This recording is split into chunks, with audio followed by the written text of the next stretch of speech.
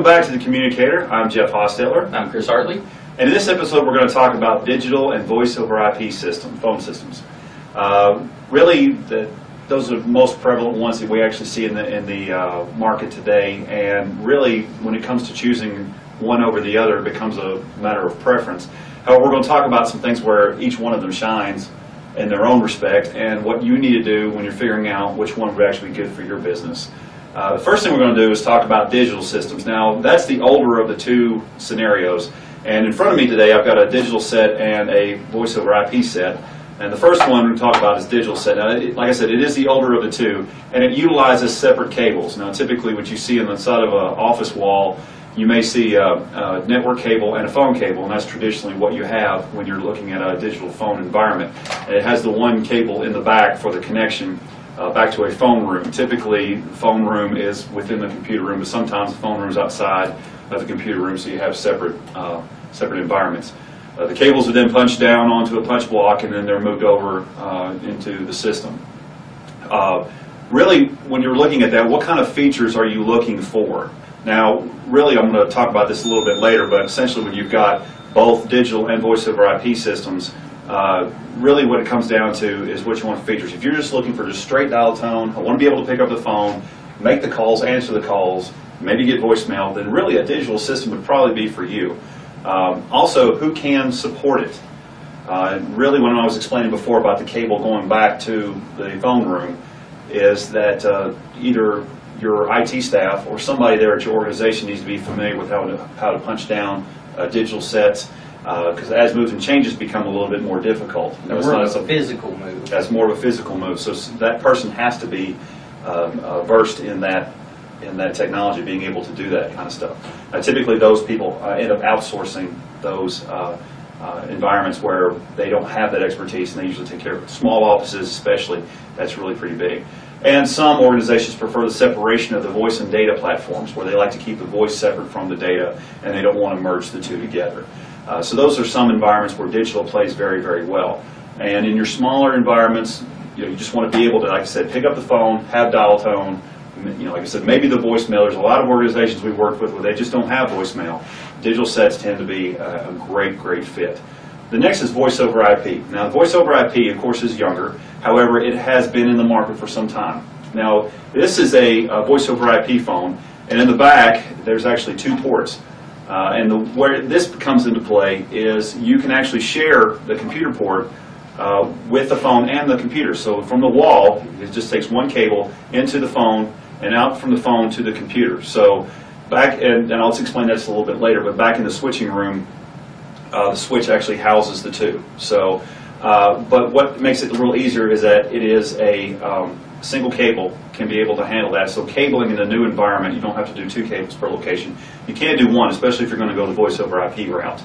As moves and changes become a lot easier, usually those interfaces, of course you can get that with a digital system, but interfaces are usually done on web interfaces. But also, this is basically a computer. It is another node on the network, so you're able to actually move this. So if somebody was moving, let's say Sally was moving down to offices, she could unplug the phone, plug it back into the network that's in her new office, and it'll follow her. It'll get that information, because like I said, it has an address on the back of it called a MAC address, and that MAC address ties it to an IP address, which ties to this phone. So cabling's easier, less expensive. The admin is much easier. Now, where the concern actually comes in is back at the server area, or the core area, where all these switches come in. Now, earlier in this last episode of the Communicator, what we talked about was power over Ethernet. These phones actually don't have a power supply associated with them, or this one doesn't in particular. So back in the switch room, you got to have the ability to have power over Ethernet switches. You have power injectors, or the mid-span switch that we were referring to. So if you catch the last episode that we had done over power over Ethernet, we explained how that works. Also associated with that is you got to be able to have a switching environment that gives the voice the priority. If you happen to just plug it in and not work with that, it's called quality of service, or QoS is something that's been talked about in the industry. You got to be able to give voice priority. Now, these switches will have the capabilities of giving higher priority to voice versus, say, web traffic, where you're just scanning the web. So anytime a switch actually sees this voice traffic versus web, it gives it priority. Otherwise, you're going to Basically, you're tuning a radio dial. That's what you end up listening to. It garbles, it's jittery, and just won't work in an environment. Now, when you're surfing the web, zeros and ones can be resent, but certainly not in voice. So the preferences when setting up voice over IP is to VLAN that off for the voice side just to keep it protected. Right. Well, that's certainly for another discussion in networking environments. More in depth. But usually with those switches, that they can certainly carve those off in VLANs or virtual LANs that we were talking about, and also given that quality of service priority. So that's another topic for another communicator we're certainly going to talk about. So we talked about QoS and we talked about power requirements that are back at the switch. So even if you go with a voice over IP system, which like we had said, admin becomes a lot easier, along with cabling and the ability to do moves as and changes that we had discussed. You do have power requirements that you've got to take into effect, and you also have switching requirements, such as power over Ethernet of the switch if you want to do that, quality of service, and being able to do VLANs and certain network topologies, so our network requirements as far as that's concerned. Great thing about both of these is a lot of them have a lot of similar environments with the features. So if you want to be able to do unified communications, even in the digital environments, you're able to bring your voicemail to email, and you can do other situations like that. So that, in a nutshell, are two areas that we can look at when you're concerning yourself with digital and voice over IP environments.